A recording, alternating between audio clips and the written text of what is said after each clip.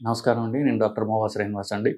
మోవా Srinivas YouTube ఛానల్‌కి మీకు స్వాగతం అండి. సో, గుండె రక్తనాళాల్లో బ్లాక్స్ వస్తున్నాయి.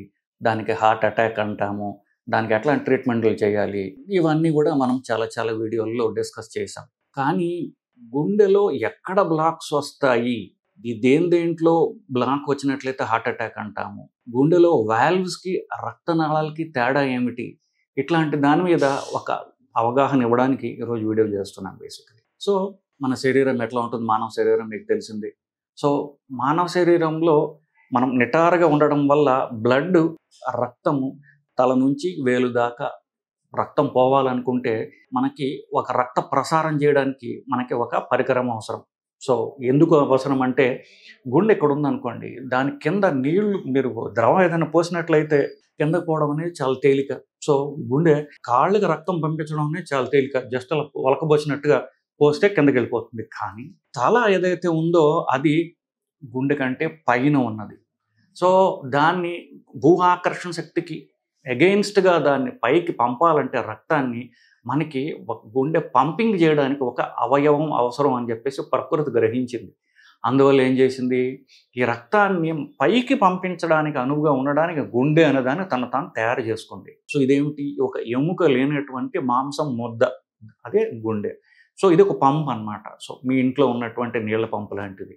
సో, ఎప్పుడైతే ఇలా పంప్ చేస్తుందో రక్తము భూఆకర్షణ శక్తికి ఎగెయిన్స్ట్‌గా పైకి వెళ్తుంది. ఎందుకు? మెదడుకి రక్త ప్రసారం అందించాలి. మన శరీరం మొత్తం కంట్రోల్ చేసేటటువంటి అతి ముఖ్యమైనటువంటి అవయవం మెదడు కాబట్టి దానికి రక్త ప్రసారం ఒక ప్రెషర్‌లో అందించడం అనేది ఎంతో ఎంతో ముఖ్యం. లేకపోతే శరీరం అంతా పనిచేసినా మెదడు పనిచేయకపోతే మనిషికి ప్రాణం లేని జీవోత్సవంతో సమానం కాబట్టి. సో, ఈ పంపుని శరీరం తయారు చేసుకుంది. ఈ పంప్ ఏం చేస్తుంది? కొన్ని ట్యూబ్స్ ద్వారా కరెక్ట్‌గా మీ ఇంట్లో ఉన్నటువంటి నీళ్ల పంపు ద్వారా గాని, నీళ్ల పంప్ ఏం చేయాలి? పైన ట్యాంక్‌కి రక్తం పంపించాలంటే, నీళ్లు పంపించాలంటే అది పంప్ చేయాలి. అది తిరుగుతుంది. తిరగడం వల్ల ఎలక్ట్రిక్ పంప్ గాని లేదా తిరగటం వల్ల నీళ్లు పైకెళ్తాయి. పైకి అక్కడి నుంచి శరీరం అంతా కూడా తిరుగుతుంది. సో, మీ ఇంట్లో ఎలక్ట్రిక్ పంప్ నీళ్ల మోటార్ ఉంది. మోటార్ పనిచేయాలంటే దానికి ఏం కావాలి? కరెంట్ కావాలి. ఆ కరెంట్ ద్వారా అది తిరగడం మొదలుపెడుతుంది. మెకానికల్ యాక్షన్ వస్తూ ఉంటుంది. కరెక్ట్‌గా అట్లాగనే మన శరీరంలో ఉన్న పంపు పనిచేయాలంటే దానికి కరెంట్ కావాలి. ఆ కరెంట్ తోటి అది కొట్టుకోవడం మొదలవుతుంది. అంటే పంపింగ్ చేస్తూ ఉంటుందన్నమాట. సో, ఈ కరెంట్‌కి ఒక జనరేటర్ కావాలి. ఆ జనరేటర్ నుంచి కరెంట్ కొన్ని వైర్స్ ద్వారా ఆ పంప్‌కి రావాలి. ఎగ్జాక్ట్‌గా అలాగనే గుండె మీద కూడా ఒక చిన్న కరెంట్ జనరేటర్ ఉంటుంది. దానిలోంచి 2 వైర్‌లొచ్చి ఆ పంప్‌కి గుండె అనేటటువంటి మాంసం పంప్‌కి అది వస్తాయి. అప్పుడు గుండె కొట్టుకోవడం మొదలవుతుంది. ఆ పంప్ యొక్క ఇక్కడ శరీరంలో బ్లడ్ గదా! ఈ రక్త ప్రసారం జరగడానికి దానికి వేరే ట్యూబ్స్ ఉంటాయి. కరెంట్ వైర్స్ కావు. వేరే ట్యూబ్స్ ఇంటికి ఉన్నటువంటి ప్లంబింగ్ సిస్టమ్ లాగా మీకు నీళ్ళ కుళాయి వచ్చిందనుకోండి. నీళ్ళ కుళాయి వేరే కరెంట్ వైర్లు కాదు కదా! వేరే ట్యూబ్స్ ద్వారా మీ ఇంటికొస్తాయి.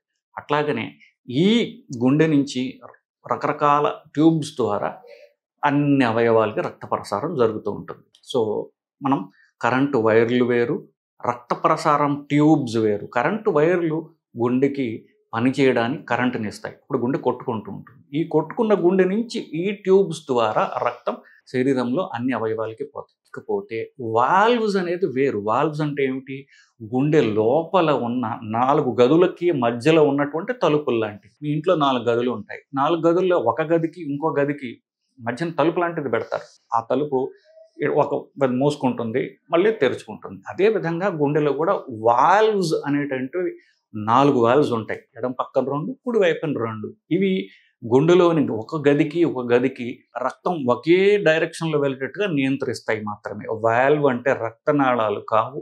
వాల్వ్ అంటే గుండె లోపల ఉండేటటువంటి 2 గదుల మధ్యలో ఉన్నటువంటి తలుపులు అని తెలుసుకోవాలి. సో, ఇప్పుడు బ్లాక్స్ అనేవి ఎక్కడొస్తాయంటే గుండెకు ఉన్నటువంటి ప్లంబింగ్ సిస్టమ్‌లో అంటే గుండె నుంచి బయటికి వెళ్ళేటటువంటి రక్తనాళాల్లో గాని, గుండె పని చేయడానికి ఇది ముఖ్యమైనది. ఇప్పుడు గుండె పని చేస్తాలి. పని చేయడానికి అది కూడా బతకాలి కదా! దానికి కూడా కరెంట్ అవసరము.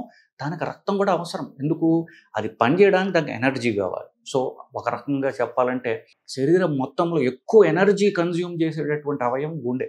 ఎందుకు? అది కంటిన్యూస్‌గా పుట్టడానికి నెల రోజుల ముందు నుంచి చనిపోయే క్షణం దాకా కూడా అది ఆగకుండా కొట్టుకుంటూ ఉండాలి. ఇన్ని సార్లు నిమిషానికి అని చెప్పేసి.